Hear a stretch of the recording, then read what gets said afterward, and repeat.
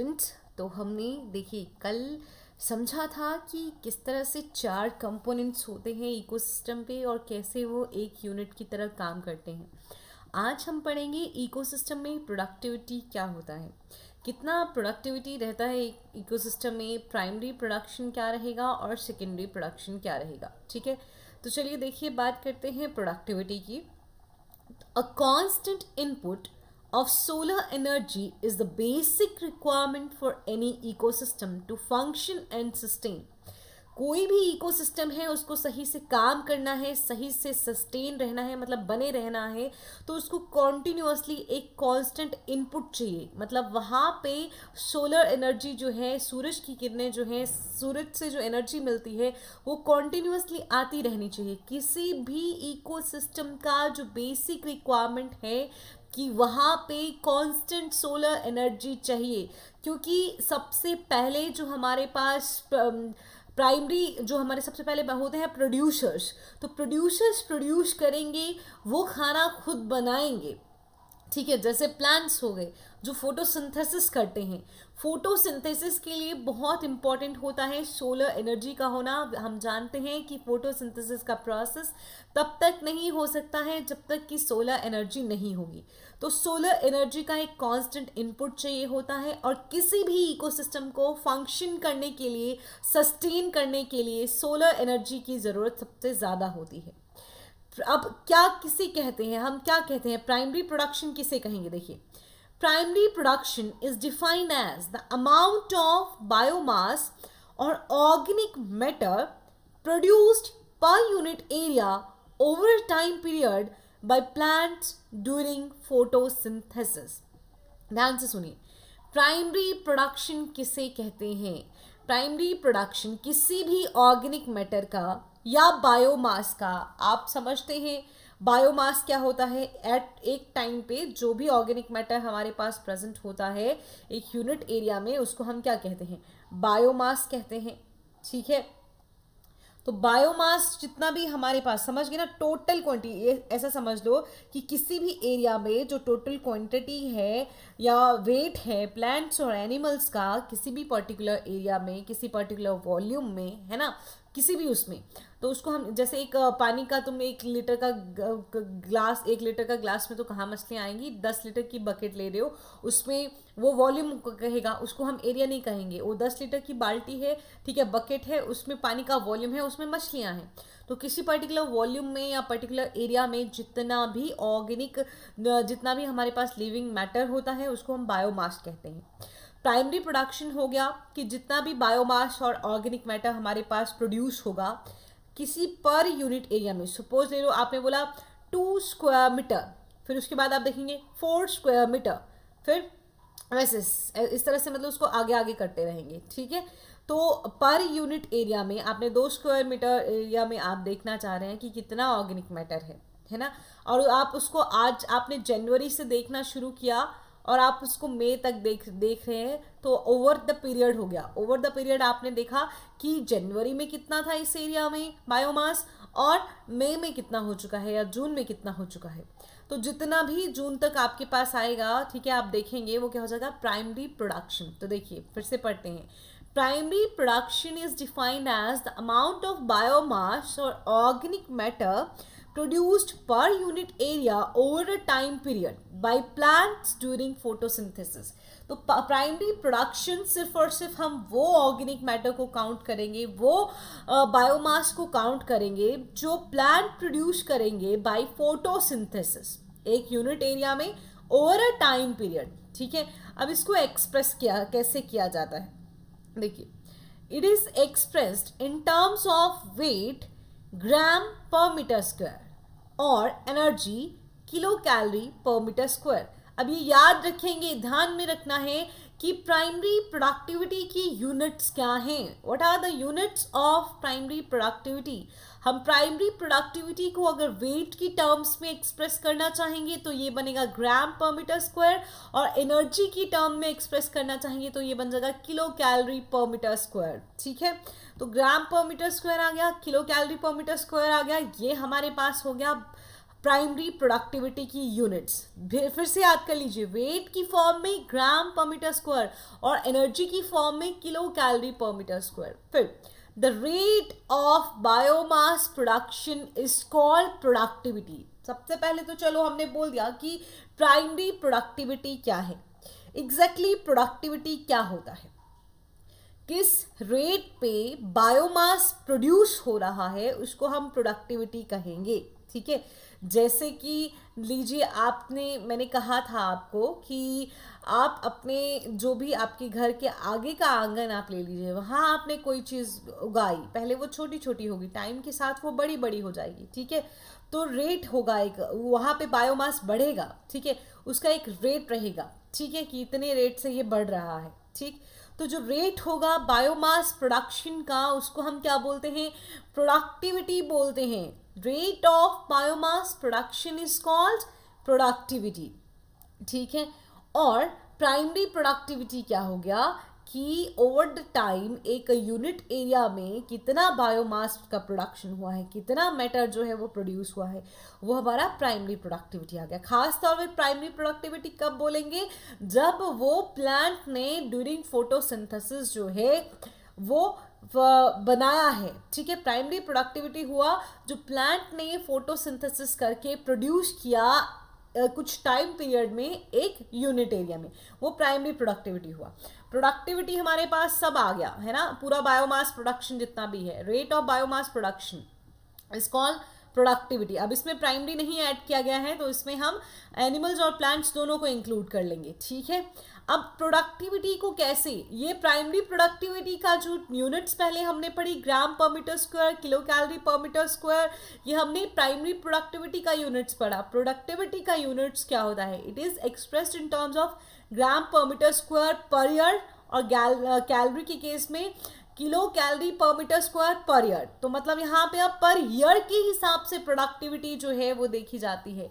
Primary productivity photosynthesis से जो हो गई है ना, जो हमें फोटोसिंथेसिस से जितना भी पर्टिकुलर एरिया में जितना भी हमको बायोमास मिल गया वो उसको हमने प्राइमरी प्रोडक्टिविटी बोला। और प्रोडक्टिविटी को बोल दिया हमने कि क्या रेट ऑफ प्रोडक्शन है बायोमास का, बायोमास प्रोडक्शन का रेट क्या है, तो उसको हम लेंगे एक साल के according. Primary productivity gram metre square in case of wet, और productivity gram metre square per year, और primary productivity in case of energy kilo calorie per metre square, और वही प्रोडक्टिविटी हम लेंगे kilo calorie per metre square per year to compare the productivity of different ecosystem. ठीक है, अलग अलग ecosystem की अगर हमें प्रोडक्टिविटी देखनी हो तो हम उसमें पर ईयर के हिसाब से उसकी प्रोडक्टिविटी को देखते हैं। अगर हमें वेट के हिसाब से देखना है कि इस इकोसिस्टम में टोटल बायोमास वेट के अकॉर्डिंग कितना है, तो हम ग्राम्स के हिसाब से लेंगे।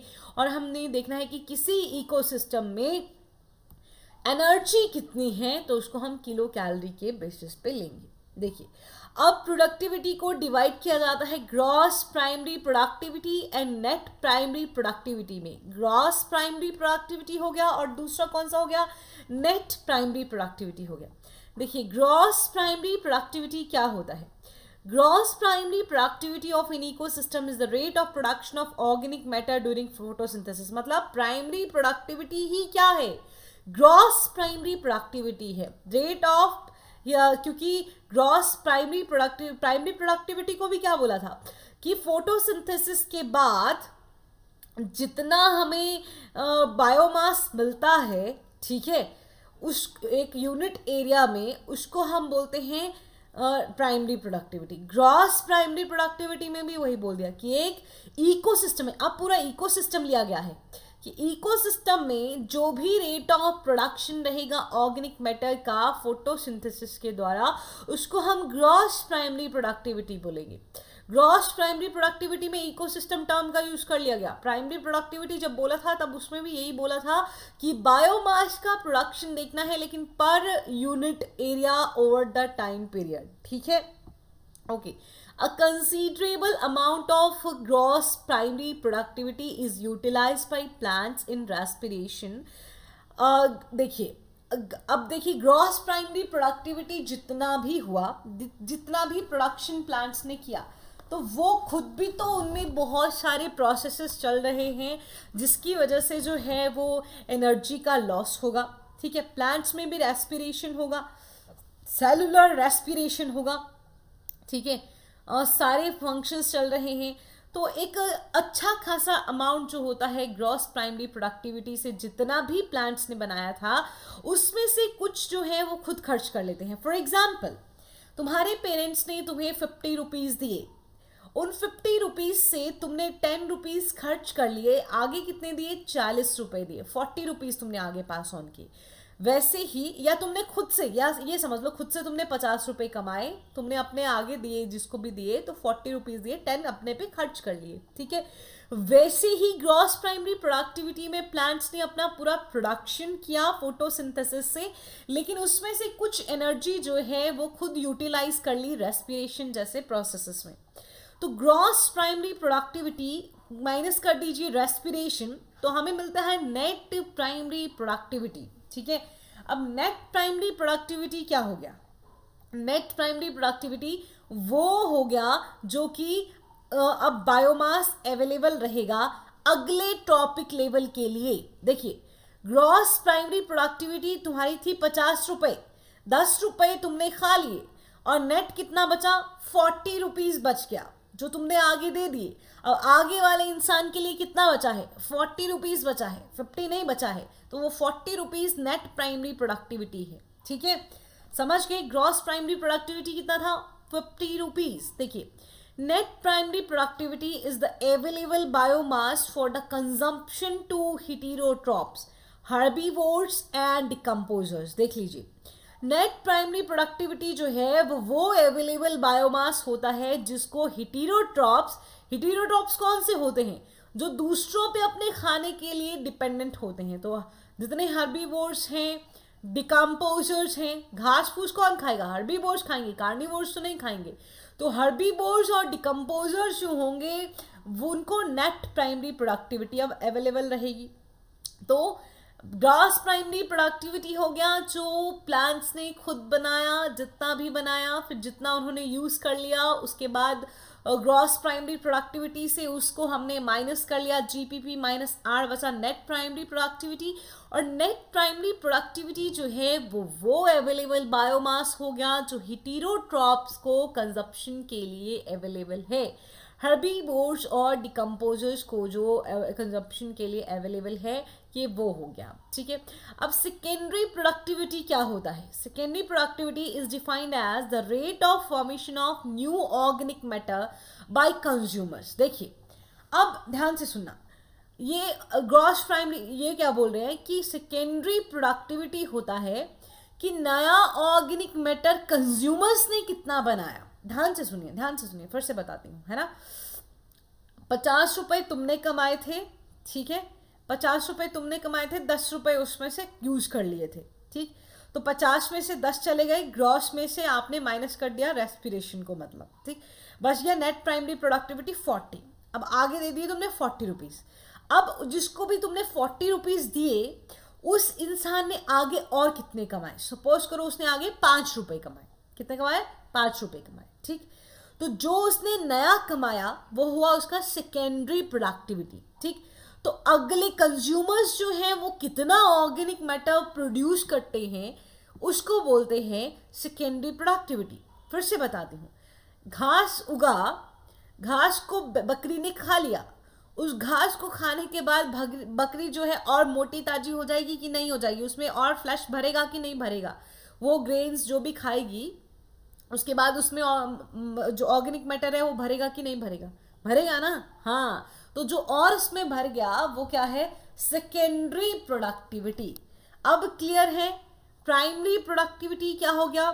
एक यूनिट एरिया में ओवर अ टाइम पीरियड जितना भी बायोमास का प्रोडक्शन हुआ, ऑर्गेनिक मैटर का प्रोडक्शन हुआ बाय प्लांट्स ड्यूरिंग फोटोसिंथेसिस, उसको हमने क्या बोल दिया? प्राइमरी प्रोडक्टिविटी, जिसको वेट की टर्म्स में एक्सप्रेस करेंगे तो ग्राम पर मीटर स्क्वायर होगा, एनर्जी की टर्म्स में करेंगे तो kilo calorie per metre square रहेगा।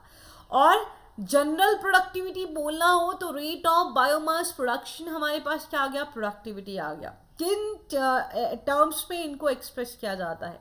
Expressed in terms of gram per metre square per year और kilo calorie per metre square per year. ठीक है, ग्राम per metre square per year के केस में ये प्रोडक्टिविटी को एक्सप्रेस किया जाता है। ग्रॉस प्राइमरी प्रोडक्टिविटी हो गया एक इस इकोसिस्टम में प्लांट ने जितना भी प्रोडक्शन किया फोटोसिंथेसिस करके, ग्रॉस प्राइमरी प्रोडक्टिविटी। रेस्पिरेशन में उन्होंने जितना लूज कर दिया, बाकी की एक्टिविटीज में जितना लूज कर दिया, ग्रॉस प्राइमरी प्रोडक्टिविटी से उसको माइनस कर दो तो आपको मिलेगा नेट प्राइमरी प्रोडक्टिविटी। अब नेट प्राइमरी प्रोडक्टिविटी हो गया कि जितना भी बायोमास जो है अब हेटेरोट्रॉप्स के कंजम्पशन के लिए बचा है उसको हमने बोल दिया नेट प्राइमरी प्रोडक्टिविटी। अब उन कंज्यूमर्स ने, जो हेटेरोट्रॉप्स हैं वो क्या है, कंज्यूमर्स हैं, जो कंज्यूम करेंगे, है ना, herbivores, carnivores, decomposers, all are consumers. तो सेकेंडरी प्रोडक्टिविटी जो है अब वो हमारे पास ऑर्गेनिक मैटर होगा जो कंज्यूमर्स ने बनाया होगा, उसको हम सेकेंडरी प्रोडक्टिविटी कहेंगे। क्लियर है, समझ गए, कोई कंफ्यूजन नहीं है, ग्रेट। अब primary productivity depend on the plant species inhabiting a particular area. देखिए डेफिनेट सी बात है, प्राइमरी प्रोडक्टिविटी का मतलब ही यही है कि फोटोसिंथेसिस से जो प्रोडक्टिविटी होगी वो प्राइमरी प्रोडक्टिविटी होगी। जितना भी फोटोसिंथेसिस से प्रोडक्शन कर पाएंगे प्लांट्स वो प्राइमरी प्रोडक्टिविटी होगी। ठीक है, तो प्लांट्स ने कितना प्रोडक्शन किया वो उनका प्राइमरी प्रोडक्टिविटी हो गया। तो भाई अब किसी पर्टिकुलर एरिया में प्राइमरी प्रोडक्टिविटी कितनी होगी ये किस पे डिपेंड करेगा? ये डिपेंड करेगा कि उस जगह पे कौन कौन सी प्लांट स्पीसीज पाई जा रही हैं। ठीक है, प्राइमरी प्रोडक्टिविटी जो है वो किस पे डिपेंड करेगा कि उस पर्टिकुलर जगह पे कौन कौन सी प्लांट स्पीसीज पाई जा रही हैं, है ना। अब C3 C4 प्लांट्स आप जानते हैं, C3 प्लांट्स जो होते हैं अगर वहां पे किसी जगह पे रेस्पिरेशन ज़्यादा मतलब लाइट इंटेंसिटी ज़्यादा हो गई तो C3 प्लांट्स फोटो रेस्पिरेशन करना शुरू कर देते हैं और उनकी प्रोडक्टिविटी डिक्रीज हो जाती है। वहीं C4 प्लांट्स जो होते हैं उनका प्रोडक्टिविटी इंक्रीज रहता है। अगर किसी एरिया में C4 प्लांट्स हैं तो वो उनका प्रोडक्शन ज़्यादा ही रहेगा। तो प्लांट स्पीसीज कौन सी हैं, फिर वो प्लांट स्पीसीज C3 हैं, C4 हैं, कैंप प्लांट्स हैं, कैसे हैं, उन पे डिपेंड करता है कि प्राइमरी प्रोडक्टिविटी कितनी रहेगी। It also depends on a variety of environmental factors. ये बहुत सारे इन्वायरमेंटल फैक्टर्स पे भी डिपेंड करता है। देखिए availability of nutrients and photosynthetic capacity of plants. तो देखिए ये किस पे डिपेंड कर किया और कि उस इन्वायरमेंट में जिसमें प्लांट जो है वो फोटोसिंथेसिस करेगा वहाँ प्लांट की काम करने के लिए न्यूट्रिएंट्स हैं या नहीं हैं, है ना, इन्वायरमेंटल फैक्टर्स सही हैं या नहीं है, और फोटोसिंथेटिक कैपेसिटी कितना है प्लांट का, जो मैंने C3 C4 का बताया है ना। इसीलिए it varies in different types of ecosystem. मतलब प्राइमरी प्रोडक्टिविटी अलग अलग इकोसिस्टम में अलग अलग होती है, डिपेंड करती है कि किसी एरिया में इन्वायरमेंटल फैक्टर्स कैसे हैं, वहाँ पे न्यूट्रिएंट्स का अवेलेबिलिटी कितना है और वहाँ पे प्लांट्स का जो फोटोसिंथेटिक कैपेसिटी है वो कितना होता है। ठीक है, therefore it varies in different types of ecosystem। हम समझ गए। The annual net primary productivity of whole biosphere is approximately 170 billion tons dry weight of organic matter। ठीक है, मतलब हम वेट वेट नहीं ले रहे, हम ले रहे हैं फ्रेश वेट नहीं ले रहे हैं, ड्राई वेट ले रहे हैं। ठीक है, जैसे एक पत्ता तुम ताज़ा ताज़ा तोड़ के लाओ तो उसका जो वेट करो वो फ्रेश वेट होता है, फिर उसके सूखने के बाद जो उसका वेट करो जिसमें से उसके अब वाटर चला जा चुका है तो वो उसका ड्राई वेट होगा। तो annual net primary productivity whole biosphere में हम बोलते हैं तो 170 बिलियन टन्स होती है ऑर्गेनिक मैटर की, और of this despite occupying about 70% of surface the productivity of oceans are only 55 million tons. Okay, देखिए 170 बिलियन टन्स जो है वो ऑर्गेनिक मैटर कहाँ बना, होल बायोस्फीयर में, टेरेस्ट्रियल में बना। हालांकि जो ओशंस हैं वो 70% सरफेस एरिया कवर करते हैं, लेकिन फिर भी अर्थ का जो 70% सरफेस एरिया कवर किया है वो किसने किया है, 70% सरफेस एरिया जो है वो कवर किए हुए हैं हमारे ओशंस, लेकिन फिर भी उनका प्रोडक्टिविटी इतना ज़्यादा नहीं है। और वो क्यों नहीं है, क्यों उनका प्रोडक्टिविटी इतना ज़्यादा नहीं है ये आपको बताना है। Rest of course is on land. 55 billion tons ही वो प्रोड्यूस करते हैं, बाकी सारा का सारा जो है वो किसका है, लैंड का है। 170 बिलियन मतलब टोटल है, सिर्फ लैंड का नहीं है। 170 बिलियन जो है वो टोटल है हमारे पास। इस 170 में से 55 बिलियन ही ओशंस जो हैं वो प्रोड्यूस करेंगे। अब 170 में से आप 55 को माइनस कर देते हैं तो आपके पास कितना बचता है, 165 आई थिंक, 165 बोल रही हूँ, दिमाग ख़राब हो गया है मेरा, ठीक है। 115, यस, तो उतना जो है वो लैंड का प्रोडक्टिविटी है। तो discuss the main reason for the low productivity of ocean with your teacher.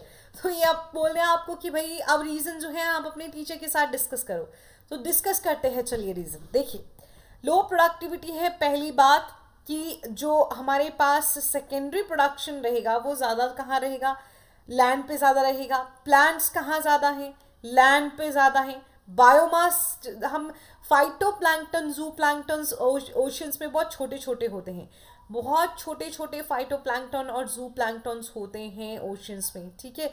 तो फिर सिर्फ जो लार्ज फिशेस हैं वो होती हैं, बड़ी बड़ी होती हैं, लेकिन उनका नंबर फिर कैसा है, उनका नंबर कम है। तो अल्टीमेटली वहाँ पे जो बायोमास होता है वो कम रह जाता है। और अर्थ पे जो है वो कंडीशंस, जो एनवायरमेंटल कंडीशंस हैं, जो फोटोसिंथेसिस है वो कंपैरेटिवली ज़्यादा हो जाता है फिर, ठीक है। जो प्रोडक्शन है वो ज़्यादा हो जाता है। हालांकि आपके पास फोटोसिंथेसिस एल्गी बहुत ज़्यादा करता है और पानी में भी बहुत ज़्यादा एल्गी होती है, लेकिन आपको यहाँ पे टेरेस्ट्रियल पे secondary productivity compare to oceans वो ज़्यादा देखने को मिलेगी। यहाँ पे अर्थ पे बायोमास प्रोडक्शन ज़्यादा है एज कंपेयर टू ओशंस, ठीक है। तो चलिए आज आपने पूरा प्रोडक्टिविटी वाला कॉन्सेप्ट समझ लिया है और आगे हम बात करेंगे डिकम्पोजिशन के बारे में डिटेल में। तब तक आप इसी चीज़ को बहुत अच्छे से समझेंगे और अपना पिछला रिवाइज भी करेंगे। मैं सर से ज़रूर बात करती हूँ, आपको एक दिन में इन्फॉर्म करती हूँ कि आपका टेस्ट कब होगा। तैयार रहिए। Thank you.